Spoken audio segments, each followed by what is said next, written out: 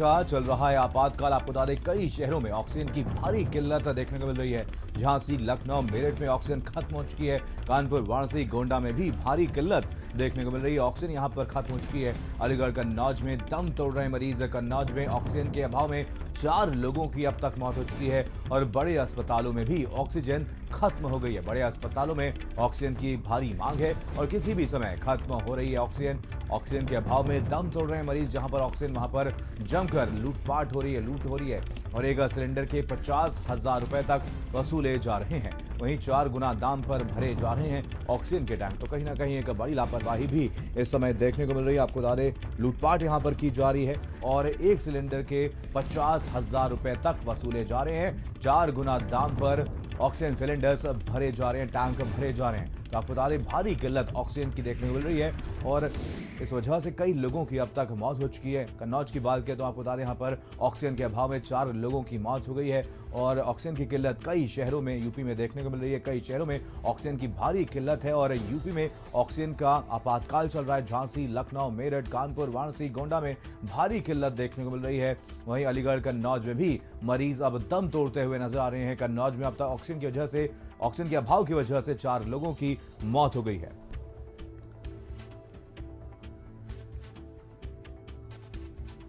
संजय सिंह चौहान हमारे संवाददाता इसी पर जानकारी के साथ लाइव जुड़ गए हैं। संजय, पूरे यूपी में ऑक्सीजन की भारी किल्लत देखने को मिल रही है। अस्पतालों से ऑक्सीजन खत्म होती जा रही है। कैसे हालात यहां पर बने हैं? प्रशासन का क्या कुछ कहना है? कब तक आपूर्ति हो पाएगी ऑक्सीजन की?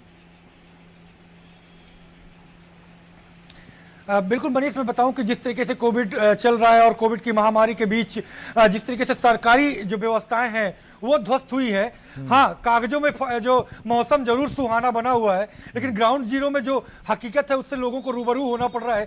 रही बात ऑक्सीजन की इतनी कमी है कि अभी महज 3 से 4 दिन पहले राजधानी लखनऊ का एक प्रतिष्ठित संस्थान जहां पर 9 लोगों की मौत हुई थी, 4 लोगों की कन्नौज में मौत हो गई। मेडिकल कॉलेज जो कोविड अस्पताल बनाया गया, आप उम्मीद कर रहे थे, लोग उम्मीद कर रहे थे कि बड़ा हॉस्पिटल कोविड का बनाया गया है तो जल्द उनको बेड मिल सकेगा, जिसकी बेड के लिए लोगों को मरते आपने देखा, आपने तरफते देखा, दर्शकों ने देखा किस तरीके से लोग बेड और जो है दवाइयों के लिए तड़प रहे थे।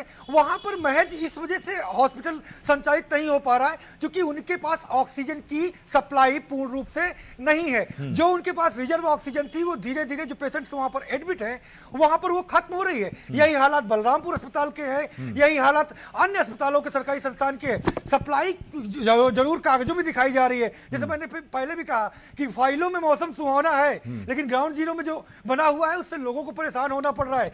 इवन यहां पर की तमाम जगह राजधानी लखनऊ में ही 48,000 से 50,000, भारत समाचार ने खुद उस ऑडियो क्लिप को प्रसारित किया था कि 50,000 रुपए लेकर के एक जंबो सिलेंडर ऑक्सीजन का दिया जा रहा है। इस तरह की कालाबाजारी, उसके बावजूद पुलिस प्रशासन वहां का कोई जो है कार्रवाई नहीं कर रहा है। तमाम प्लांट ऐसे हैं जो लगातार कालाबाजारी कर रहे हैं। लोगों ने जो है स्टॉक करके रखा है और लोगों की मजबूरी का फायदा, यूं कहना गलत नहीं होगा कि 100 से पैसे कमाने में शर्म नहीं आ रही है ऐसे तमाम ब्लैक करने वाले लोग हैं। और सबसे बड़ी बात यह है कि राजधानी लखनऊ समेत तमाम जगहों पर लोग परेशान हैं, लेकिन उनके दर्द में मरहम लगाने की बजाय ये जो अधिकारी टेम्परेचर 16 में बैठ करके तमाम नियम कानून कायदे बना रहे हैं और तमाम जो मौसम सुहाना मुख्यमंत्री समेत तमाम आला अधिकारियों को दिखा रहे हैं, उन्हें जरा सी शर्म नहीं है। सच्चाई है कि इस महामारी में केवल लूट और खसोट में लोग लगे हुए हैं।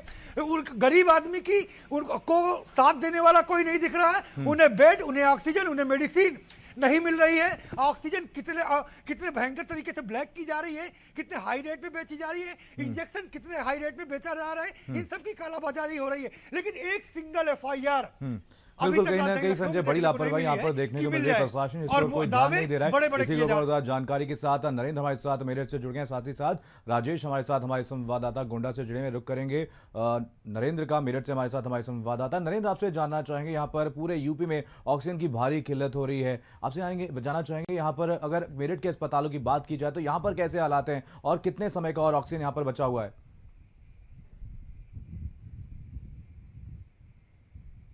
देखिए, ये कैलकुलेशन तो जिला प्रशासन के पास है, वहाँ से डेटा नहीं है कि कितना और वक्त है जब तक के लिए ये ऑक्सीजन है ये पूरा पड़ पाएगा। लेकिन इतना जरूर है कि इस समय जो निजी अस्पताल है, खास करके जो कोविड अस्पताल है, वहाँ पर जबरदस्त अंधेर गर्दी मची हुई है और स्थितियां ऐसी हैं कि कौन मरीज कहां पर किस समय निकल जाए, किसकी मौत हो जाए, ये नहीं मालूम। वजह यह है कि जो अस्पताल का प्रबंधन है वो वहाँ जो खामियां हैं उनको बजाय ठीक करने के केवल पैसा खींचने में लगे हुए हैं। मरीज एडमिट थे रात को यहाँ संतोष अस्पताल में, 65 मरीज कोविड वार्ड में एडमिट थे, जिनमें से बहुत सारे मरीज ऑक्सीजन के सहारे थे, लेकिन ऑक्सीजन ख़त्म हो गई। 9-10 बजे हमारे पास वहाँ से शिकायतें आने लगी, लेकिन उसके बावजूद भी ना तो जिला प्रशासन न स्वास्थ्य महकमा किसी ने भी उस शिकायत का कोई संज्ञान नहीं लिया। बाद में जब मेडिकल जो अस्पताल का प्रशासन है उसने हाथ खड़े कर दिए, तब जाकर वहाँ पर एडीएम सिटी पहुँचे और उन्होंने 22 मरीजों को जो गंभीर हालत में थे उनको अलग अलग स्थिति में अलग अलग अस्पतालों में उनको वहाँ शिफ्ट कराया और जो बाकी के लोग थे उनके लिए ऑक्सीजन का इंतजाम कराया। इस तरीके के हालात देहात में जो अस्पताल है वहाँ भी बने हुए हैं, क्योंकि यहाँ पर ही जो ऑक्सीजन है उसकी सप्लाई कंप्लीट नहीं हो पा रही, इसलिए जो देहात के नॉर्मल अस्पताल हैं जो नॉन कोविड हैं वहाँ पर भी जो मरीज हैं, जो सीरियस मरीज हैं, उनको ऑक्सीजन नहीं मिल पा रहा है। जिनको जो रूटीन में जो बीमारियां होती हैं उनके चलते उनको ऑक्सीजन की ज़रूरत होती है, वहाँ भी ऑक्सीजन नहीं मिल पा रहा है। इसी तरह से मवाना में एक मौत भी हो गई। तो कुल मिलाकर जो हालात हैं बहुत ज़्यादा बिगड़े हुए हैं और जो अस्पताल है खास करके निजी अस्पताल वो केवल लोगों की खाल खींचने में लगे हुए हैं। पैसा किसी तरह पैदा हो जाए, किसी तरह कमाए जा सकते, बस यही एक मोटो है। और जो स्वास्थ्य विभाग है या जिला प्रशासन है वो फोकस नहीं कर पा रहा है, या फिर यूं कहें कि उसका फोकस पंचायत चुनाव की तरफ है। उसके लिए ये प्राथमिकता वाली चीज नहीं है। अगर कोई शिकायत की भी जाती है तो घंटे होते हैं, 2 घंटे होते हैं, 4 घंटे होते हैं, सुनवाई होती है नहीं होती है, इसी तरीके से सबको डर्रा चल रहा है। एक गंभीरता जो दिखनी चाहिए आम आदमी की जिंदगी को लेकर वो सब नहीं दिखाई जा रही है। दूसरी तरफ जो स्वास्थ्य विभाग के कर्मचारी हैं उनकी भी एक बड़ी लापरवाही देखने को मिली है। इस समय करीब 10-11 हज़ार सैंपलिंग रोज हो रही है कोरोना पॉजिटिव्स के लिए, लेकिन जो स्वास्थ्य विभाग के कर्मचारी हैं वो ना तो पीपी किट पहन रहे हैं और ना ही उनके चेहरे पर ठीक से मास्क लगा होता है और ना ही कोई शील्ड लगे हुए होती है। तो इस तरह के हालात हैं, समझने को तैयार नहीं है स्वास्थ्य विभाग के कर्मचारी भी कि ऐसे खतरे वाली जगहों पर जहां पर वो खुद कोरोना पॉजिटिव्स के लिए जा रहे हैं, उनकी तलाश में जा रहे हैं, वहां पर उनके पास सुरक्षा के इंतजाम पूरे नहीं हैं। तो कुल मिलाकर जो स्थितियां हैं वो बेहद गंभीर हैं। जरूरत इस बात की है कि बहुत संजीदी तरीके से जो प्रशासन और स्वास्थ्य विभाग के अधिकारी हैं वो इन सब चीजों को देखें, फोकस करें, तब जाकर हालात काबू आएंगे। तो कहीं ना कहीं एक बहुत बड़ी लापरवाही स्वास्थ्य विभाग की तरफ से भी यहाँ पर देखने को मिली है। राजेश हमारे साथ, हमारे संवाददाता गोंडा से हैं। राजेश, गोंडा के अस्पतालों में कैसी तस्वीरें देखने को मिल रही है? यहाँ पर ऑक्सीजन की किल्लत की वजह से अब तक कितने लोगों की मौत हो चुकी है?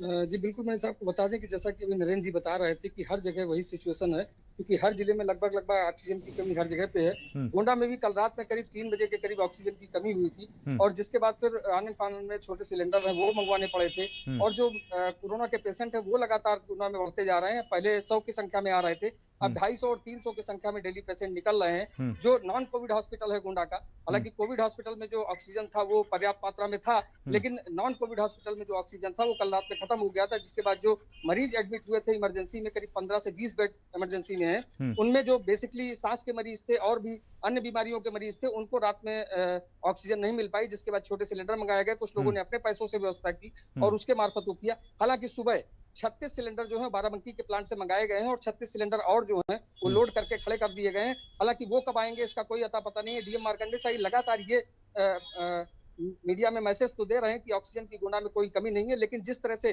पिछले कुछ दिनों से गोंडा में जो लगातार कमी हो रही है कि जो प्राइवेट हॉस्पिटल हैं जैसे SCPM है या फिर गोंडा का हॉस्पिटल है या फिर पड़िकपाल में है, वहां पे भी ऑक्सीजन जो है वो बेहद कम है और वहां पे जो कमी है वो लगातार उसकी दिखाई दे रही है। लेकिन जो सिलेंडर है उसकी उपलब्धता जो है बाराबंकी प्लांट पे ही निर्भर है। अगर बाराबंकी प्लांट से सिलेंडर आने बंद हो जाएंगे तो गोंडा में भी जबरदस्त किल्लत होगी। जो 36 सिलेंडर आए हैं, चूंकि CMS से बात हुई घनश्याम सिंह से, उनका ये कहना था कि जो ऑक्सीजन सिलेंडर है अगर पर्याप्त मात्रा में उनको मिलते रहते हैं तो कोई दिक्कत नहीं होगी, लेकिन क्राइसिस जो है वो कहीं ना कहीं शुरू हो गई है।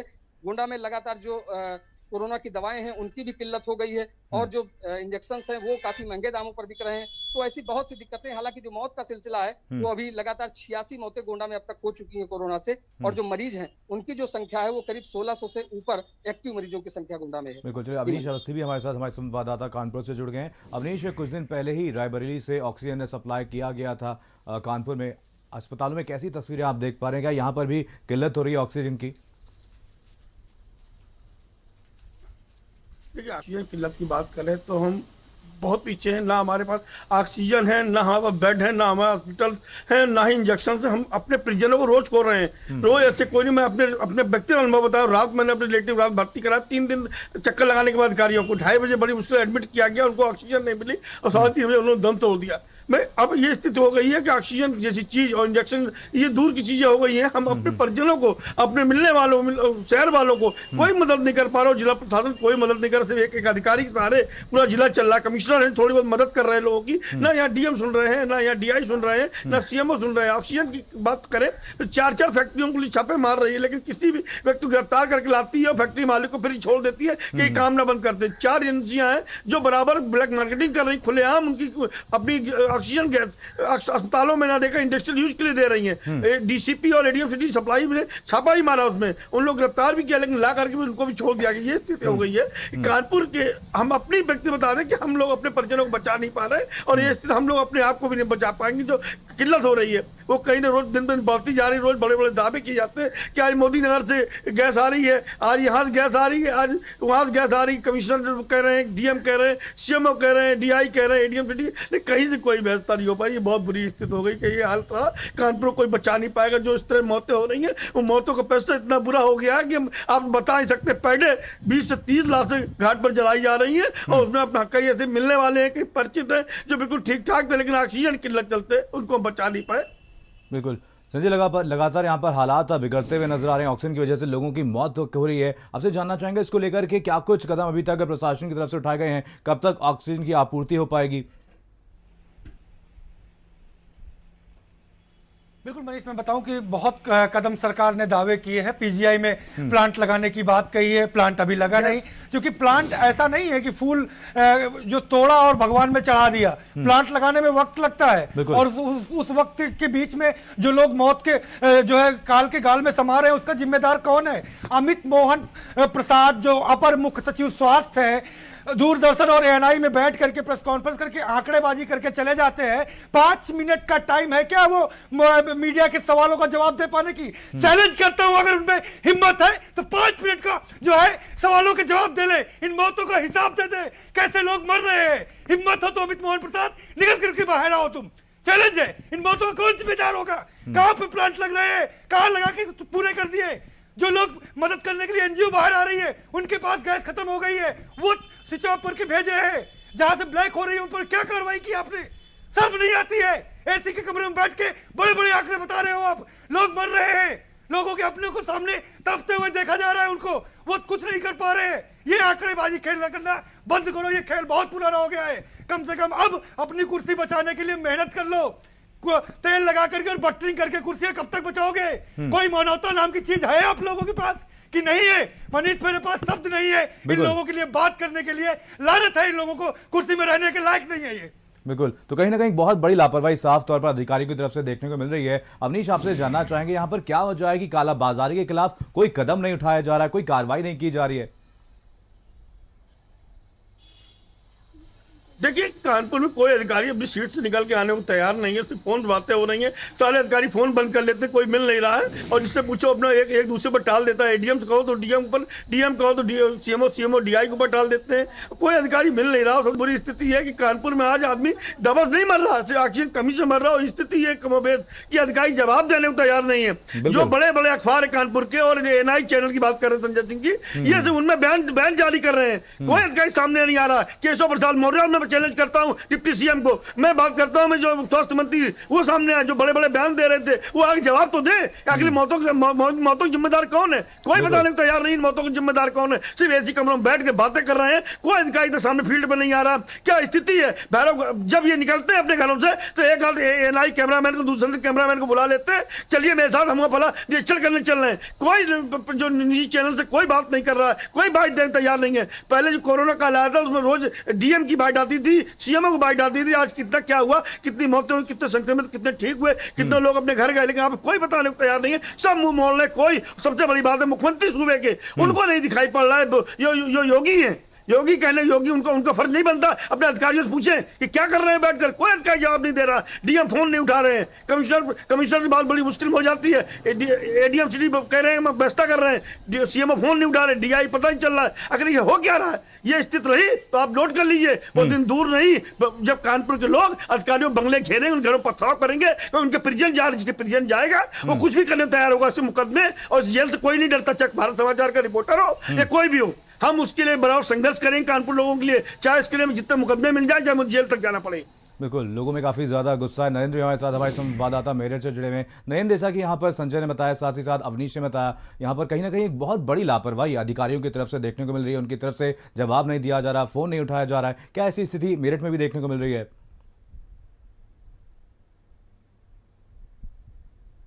बिल्कुल, यहाँ भी ऐसी ही स्थिति है। जो लोग यहाँ के मेरठ के रहने वाले हैं उनको बेड नहीं मिल पा रहे हैं। इसके अलावा जो बाहर से आने वाले, दूसरे जनपदों से आने वाले लोग हैं उनको भी बेड नहीं मिल पा रहे हैं, क्योंकि ये पूरे पश्चिमी उत्तर प्रदेश का बड़ा मेडिकल हब है यहाँ मेरठ में। तो इसलिए यहाँ से बहुत ज़्यादा उम्मीदें लोग लगाए हुए हैं। लेकिन आप देखेंगे कि जब अधिकारी जवाब नहीं देते तो फिर उन लोगों के सामने केवल जो नॉर्मल अस्पताल है वहां पर जाने के अलावा कोई विकल्प नहीं बचता। लेकिन वो स्थितियां जो हैं वो और ज़्यादा खतरनाक इसलिए हो जाती हैं कि अगर कोई कोविड सस्पेक्ट पेशेंट अगर नॉर्मल अस्पताल में भर्ती होता है तो निश्चित रूप से वहाँ जो सामान्य मरीज हैं उनको भी और ज़्यादा दिक्कतें हो सकती हैं, वो और ज़्यादा खतरनाक सिचुएशन वहाँ पर क्रिएट हो सकती है। सबसे बड़ी बात यह है कि जहाँ तक कोविड हेल्पलाइन की बात है वहाँ पर कोई कम्युनिकेट नहीं करता, और खास करके जो मेडिकल कॉलेज के में भर्ती जो मरीज हैं उनके हालचाल लोगों को पता नहीं है।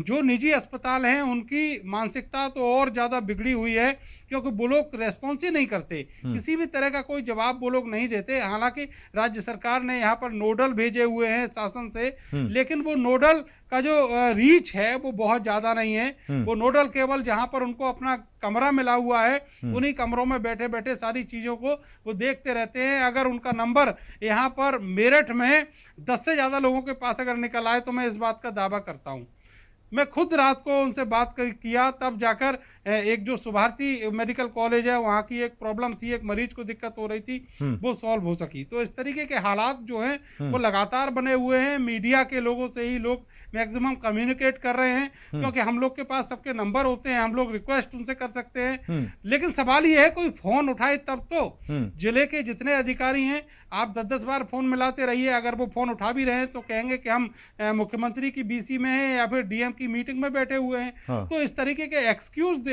जो है वो लोग देते रहते हैं। लेकिन सबसे बड़ी दिक्कत यह है कि जब मरीज किसी एम्बुलेंस में पड़ा होता है या कोई व्यक्ति दूसरे जिले से आता है, यहाँ पर एक अस्पताल से दूसरे अस्पताल, तीसरे अस्पताल लगातार दौड़ रहा होता है, उसको बेड नहीं मिलता, तो उसकी मानसिक स्थिति समझी जा सकती है। वो आधा तो टूट ही चुका होता है, उसका मरीज जो है वो सांसें ले रहा होता है, उसके पास ऑक्सीजन नहीं होती। इस तरह के हालात लगातार बने हुए हैं। ये सारी चीजें अधिकारियों को समझनी होंगी। इसके लिए अगर शासन के आदेश का इंतजार करेंगे तो समझ लीजिए कि बिल्कुल अराजकता जैसी स्थिति यहाँ पर पैदा हो जाएगी। बिल्कुल, राजेश भी हमारे साथ, हमारे संवाददाता गोंडा से हैं। राजेश, यहाँ पर जब एक तरफ पूरे देश भर में, साथ ही साथ यूपी में हालात लगातार बिगड़ते हुए नजर आ रहे हैं, इस वक्त पर ऑफिसर्स, अधिकारी यहाँ पर अपनी रिस्पॉन्सिबिलिटी लेने को तैयार नहीं है, एक बड़ी लापरवाही कर रहे हैं। क्या इस पूरे मामले पर आला अधिकारियों से बात की गई, उनकी तरफ से क्या कुछ कहा गया है?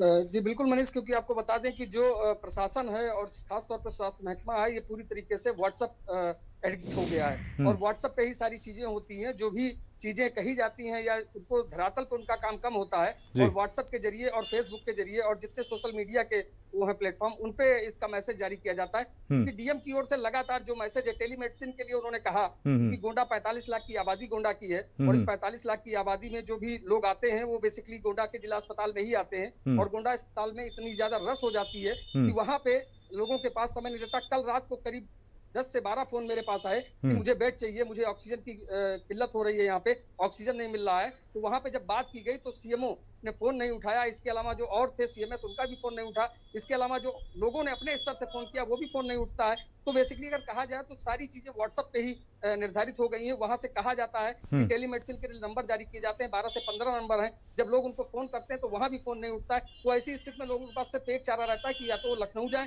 या फिर किसी हायर सेंटर में जाएं जहां वो इलाज करा सके, क्योंकि यहाँ पे लेवल 1, 2, 3 3 अस्पताल यहाँ पे हैं, लेकिन तीनों अस्पताल में अगर जो गंभीर मरीज हैं उनकी संख्या यहाँ पे लोगों की इसलिए कम होती है क्योंकि कारण ये है कि लोग यहाँ पे उपचार कराने के बजाय सीधे हायर सेंटर को भागते हैं और वहां भी उनको इलाज नहीं मिलता और वहां उनकी मौत हो जाती है। गोंडा के करीब 1 दर्जन से ऊपर लोग हैं जिनकी लखनऊ के हॉस्पिटलों में मौत हुई है और ऑक्सीजन की कमी से हुई है। बिल्कुल बिल्कुल। संजय, आपसे जानना चाहेंगे, लखनऊ में अचानक बढ़ते संक्रमण के बाद कितने प्रतिशत तक ऑक्सीजन की डिमांड बढ़ गई है और आखिर क्या वजह है कि डिमांड पूरी नहीं हो पा रही है? सबसे पहले तो मैं आपको आंकड़े बताता हूँ जो यूपी गवर्नमेंट के कि 96 अस्पताल परसों के दिन अधिकृत किए यूपी गवर्नमेंट ने। 16 अस्पताल उसके पहले 2 दिन पहले अधिकृत किए थे कि इन सभी में कोविड के पेशेंटों का इलाज होगा। L2 और L3 की व्यवस्था इनकी की जाएगी। कागजों में इन सारे जो हॉस्पिटल्स हैं 96 और 16 कुल मिला के 113, तो इन हॉस्पिटल्स में कागजों में ऑक्सीजन की सप्लाई कंप्लीट है। कागजों में इन पर L2 और L3 की जो वेंटिलेटर और जो है आईसीयू की व्यवस्था होनी चाहिए वो कंप्लीट है। लेकिन मैं अब ग्राउंड जीरो की बात करता हूं मनीष साहब को कि इसमें आधे से ज्यादा अस्पताल है, उन सारे अस्पतालों के नंबर जारी किए गए हैं। उन नंबरों पर कोई भी जांच कर लेगा, कोई भी फोन कर लेगा। आधे से ज्यादा अस्पतालों ने हाथ खड़े कर दिए कि उनके पास ऑक्सीजन नहीं है, उतनी संख्या में उनके पास वेंटिलेटर बेड नहीं है, उतनी की संख्या में उनके पास आईसीयू के बेड नहीं है। ऐसे में मरीज जो वहां पर सीधे पहुंच रहे हैं उनको एडमिट नहीं किया जा रहा है और आने और जाने के दौरान और वहां पर जो मान मनोवल का दौर चल रहा है उसके ऊपर मनमानी जो वसूली चल रही है, उसके बीच में जो मौतें हो रही हैं उनका जिम्मेदार कौन होगा? ये सरकार इसका जवाब दे। आखिरकार ये प्राइवेट अस्पताल जो सरकार ने खुद एक्वायर किए वो क्यों एडमिट नहीं कर रहे हैं? अमित मोहन प्रसाद इसका जवाब दे। ऑक्सीजन प्लांट लगाए जाने के इतने आंकड़े बताए गए, अमित मोहन प्रसाद इसका जवाब दे। आखिरकार अमित मोहन प्रसाद कमरे में बैठ करके कौन सी दाल पका रहे हैं? जो आम लोग मर रहे हैं, आंकड़े जारी कर दिए जा रहे हैं और उनको इलाज नहीं मिल पा रहा है। आखिरकार मेडिकल कॉलेज इतना बड़ा हब बनाने की बात की गई थी, अभी तक क्यों नहीं शुरू कर पाए? आपने बलरामपुर अस्पताल को कोविड बनाने की बात की, अभी तक वहां पर ऑक्सीजन की सप्लाई क्यों नहीं कर पाए? वहां पर बेड क्यों नहीं बढ़ाए गए? वहां पर वार्ड क्यों नहीं बढ़ाए गए? वहां पर आईसीयू की कमी और वेंटिलेटर की कमी है, उनकी सप्लाई क्यों नहीं आप कर पाए? आप इसका जवाब दीजिए। आप आम आदमी जो मर रहा है उसका जवाब दीजिए। आखिरकार इसका जिम्मेदार कौन होगा? उसकी जिम्मेदारी मुख्यमंत्री तय करे, उनके आला अधिकारी तय करे, जो टीम 11 बैठती है सुबह वो तय करे। आखिरकार टीम 11 में बैठकों में होता क्या है? वहां पर क्या चर्चा होती है और क्या विचार विमर्श किया जाता है और किन विचार विमर्श और निर्देशों पर यह कार्रवाई की जा रही है? कौन अधिकारी जिम्मेदारी लेगा? कौन ग्राउंड जीरो पर काम करेगा? 4 अधिकारी आपने सीएमओ के ऊपर मॉनिटरिंग के लिए बिठाए, अब तक 3 दिन हो गया, उन्होंने क्या काम किया उसका जवाब चाहिए। आखिरकार सीएमओ अभी तक ग्राउंड जीरो पर क्यों नहीं निकल रहे थे उसका जवाब चाहिए। आपके सांसद, आपके मंत्री लगातार पत्र लिख रहे हैं, आपके विधायक लगातार पत्र लिख रहे हैं, उनकी पैरवी के बावजूद एडमिट नहीं किए जा रहे पेशेंट, इसका जवाब चाहिए। ये क्लोबैक्स, ये क्यों जो स्वास्थ्य विभाग है अचानक चरमरा गया है? इसके पीछे खास महत्व है कि इस बड़ी कुर्सियों में बैठे वाले लोग कहीं ना कहीं ऑक्सीजन की कालाबाजारी में पूरी तरीके से सम्मिलित हैं, मोटी रकम वसूल रहे हैं, इसकी वजह से ऑक्सीजन की कमी खासी तौर पर। चलिए, आप सभी लोग नजर में रखिए, आप सभी से अपडेट लेते रहेंगे। यहाँ पर वक्त हो चला एक छोटे से ब्रेक का, जल्द हाजिर होंगे।